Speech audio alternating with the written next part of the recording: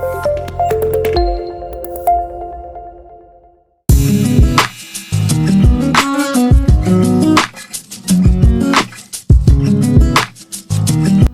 everyone, I'm David, and today I'll be taking you through the installation of Anaconda software, and I'm also going to introduce you to the Spyder IDE, which is this IDE over here.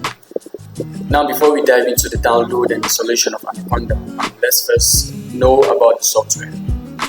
So Anaconda is a software that helps you create an environment for many different versions of Python package versions, and you can also install, remove and upgrade packages in your project environment. So I'll show you that in a little bit, but before then, come over here to your browser, and over here simply search for Anaconda. As you can see over here, anaconda.com/download. So click on that or search for that. So it will bring you over here to this web page, and where you simply scroll down. So over here we have our download section, where we get to download based on the operating system that we are using or that you are using. So I'm using a Windows operating system, but I won't be downloading this. That's because I already have Anaconda software installed already. So, but after you've downloaded this and installed this, it will actually take a while. But after it's installed, your Anaconda comes in components, if I may say, and I'll be showing you that. So over here, come over here to your search bar. So after you've installed the Anaconda, simply search for the Anaconda. So as you can see, we have our Anaconda prompt, and we also have the Anaconda navigator. As I said, it comes in components, so prompt and navigator. Now over here is your navigator. So I already have the navigator open, so I will be clicking on this, but you should click on this. Now after clicking on this, it will take a time before it takes some time before it actually opens. It will have to initialize and other things, so yeah, it will take some time. But don't worry about that, just simply wait, and after it opens, this is what it will look like. This is your Anaconda navigator, and this is the home section of your Anaconda navigator. You have the environment, you have your learning, your community, and so on. So this is mainly what I'll be focusing on, which is introducing you to the Spyder IDE, as I said at the beginning. You have two ways actually, because the Anaconda software comes with pre-installed packages or IDEs and environments. So Spyder is one of those pre-installed IDEs that Anaconda comes with. So you can either install your Anaconda and then get to use your Spyder IDE from there, or you can simply download your Spyder IDE solely without having to download your Anaconda software. And to download your Spyder IDE without having to download the Anaconda software, simply come back to your browser, and over here search for Spyder. Sorry, I said Spyder. SpyderIDE.org. As you can see over here. So search for this and click on your home. So it brings you here, which is your the Spyder web page. So simply click on the download section, and it takes you over here. So over here you get to download your Spyder IDE. So instead of simply downloading your Anaconda and then having to work with your Spyder from your Anaconda, you can simply download your Spyder alone and work with it over here. But I'll be using the Anaconda software because, as I said earlier, it comes with a lot of pre-installed packages and environments, and it also has a lot of components to it, which I'm very sure will be useful to you. So I'll be using the Anaconda software. So there are various ways to open your Spyder IDE. You can either open it from here, or you can simply come over here, because once your Anaconda is being installed, your Spyder and other pre-installed packages will also be installed.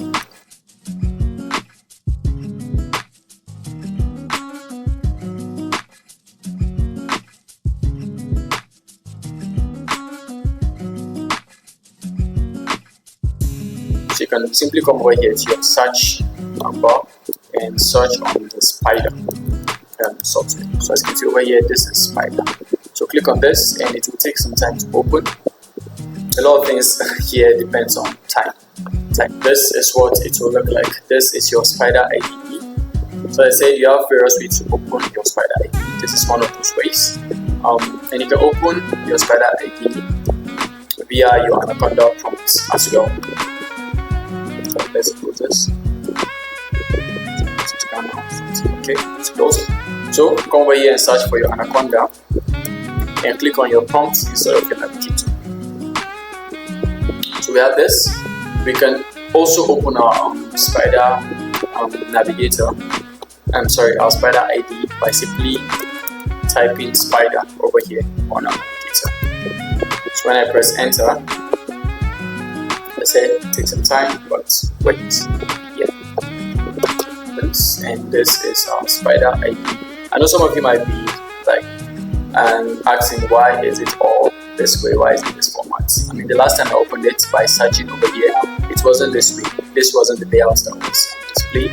Well, that's no issue. You can simply come over here to your view section over here. Click on your view and over here come to your Windows layout. Now you can change it to your Spyder default layouts by clicking on this. As you can see, it's now a different layout. So you can use various layouts depending on which particular layout you want to use. So let's cancel this. So I'll also be showing you something. As I said earlier, we can use our Anaconda to install packages and all that. So to install packages using your Anaconda prompt, simply use the Kunda command. So Kunda install. Let's say we want to install the pandas package. Click on enter. As you can see, it's collecting your package. Enter that. So when it's done, it will display successfully installed. But I already have the pandas package installed. So yeah, it will probably tell me that I already have this package installed. So as you can see, all requested package is already installed. As I said, I already have the pandas package installed.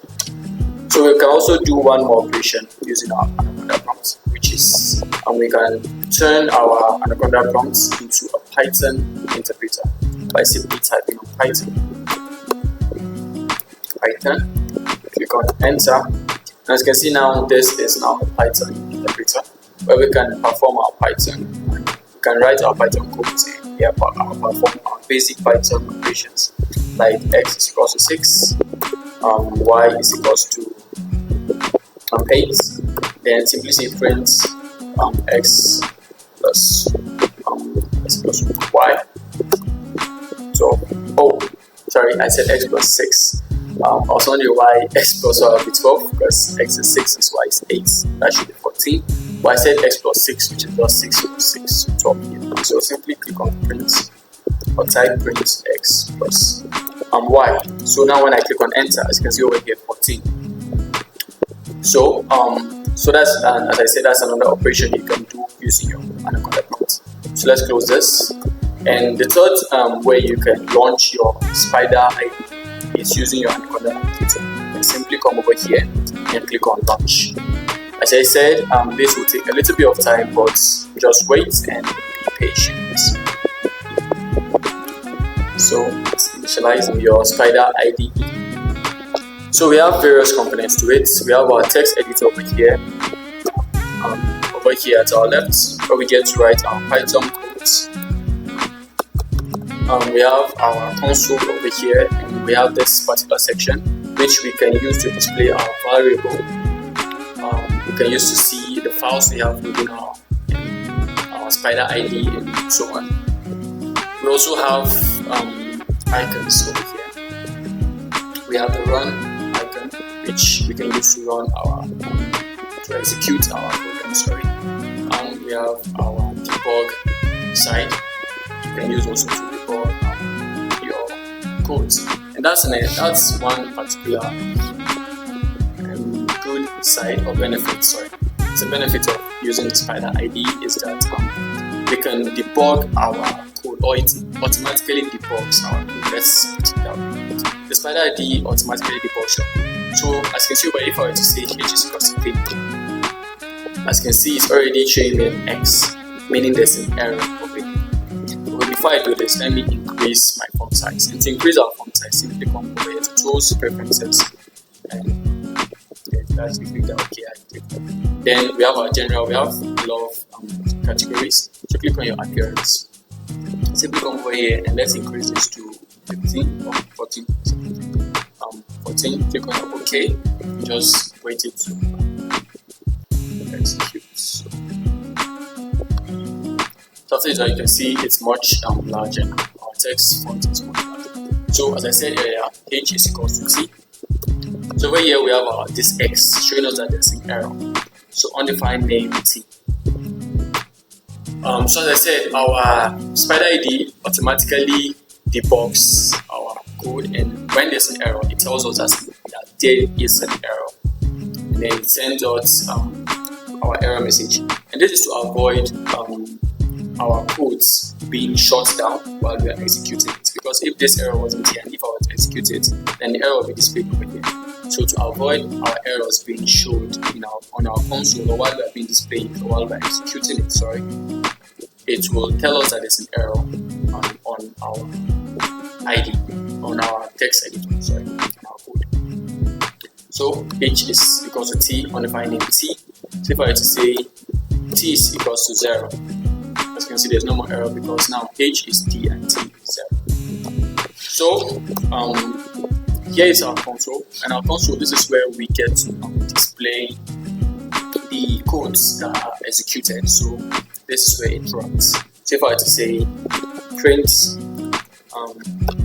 hello world,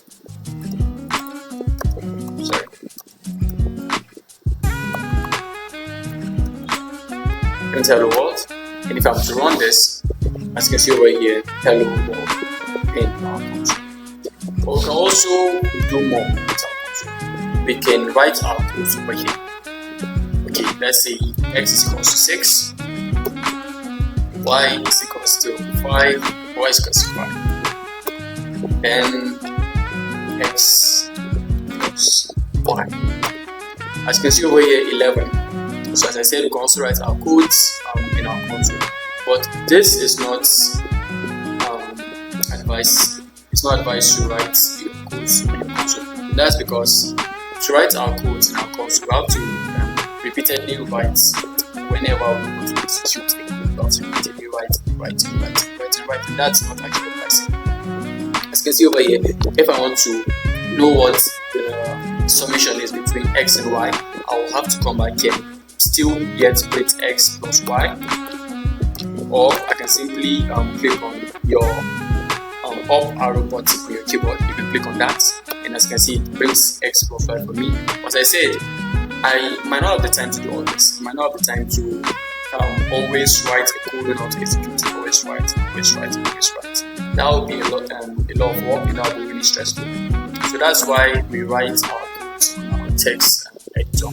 Because over here, instead of writing hello world whenever I want to actually print out hello world, I can simply come over into my run button and click on run hello world, click on run hello world. So our text editor actually allows us to save our commands, so that whenever we want to execute them, we can simply run them instead of just rewriting them whenever we want to execute our commands. So yeah, that's why we have our text editor, and that's why we have our console. And that's why it's not advisable to write your codes at your console or on your console. So over here, as you can see, we have the variable explorer, and now we have variables of x and y, which I initially named over here.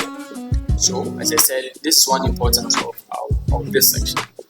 The variable explorer side of this section. This is one importance of that.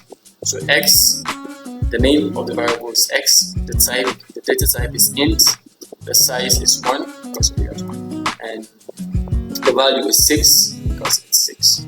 But just keep an eye on this particular section, right? So I can change the data type or the variable, or the value that the variable x has by simply changing it over here. So if I were to say x is equals to 10 now, as you can see over here, x is 10 and x is no longer 6, and the type is still int. I can do another operation by saying x is equals to, let's say x is equals to hello world. Now I want to change the data type from an int to a string data type. So if I enter this syntax error. This comes because I'm using different types of quotation. In Python, we can either use a single quotes mark or the double quotes mark, but we can't use a single or and double quotes mark to define a string. So you can either use the double or you can use the single, whichever you want. Let me use this double in this case. Now you see when I run this, now, it doesn't give me an error because I'm using the double quotes mark. As you can see over here, X is hello world and the data type is string. I can also change the data type from a string to maybe a sequence data type. Maybe I'll use a list or tuple. So let's say X is equals to 1, 2, 3, 4. So as you can see over here, the size is 3 because X has 3 items in it, and the type is a list. So that is one importance of here and here. So that's a basic introduction to Spyder IDE. That's all about it. You have your text editor where you get to write your codes, and when executed, it's shown on your console. And you can also write codes on your console, but as I said, it's not advisable because that will mean you have to rewrite and rewrite and rewrite your codes whenever you want to use them. So thank you for watching this tutorial.